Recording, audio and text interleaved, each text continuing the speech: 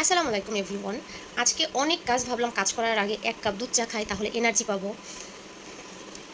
১ সপ্তাহের ধোয়া কাপড়গুলো এত জমা পড়ছে মনে হচ্ছে না যে আমি কাপড় বিক্রি করার জন্য রাস্তায় নামছি। কি করব? নিজের কপালে নিজেই বাড়ি দিচ্ছি। এরপরে কাপড়গুলো আস্তে, আস্তে সব গুছিয়ে ফেলেছি।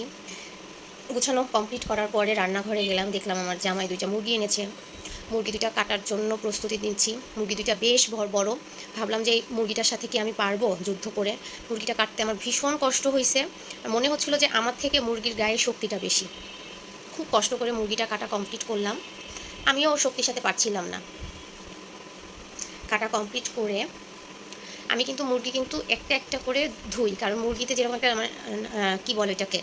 লালা টাইপের থাকে। এগুলো আমার ভালো লাগে না। এজন্য চেষ্টা করি মুরগিটা একটা, একটা করে ভালো করে কমপ্লিট করে দিতে। আর এই জিনিসটা আমার ভীষণ পছন্দ, মুরগির কলিজা।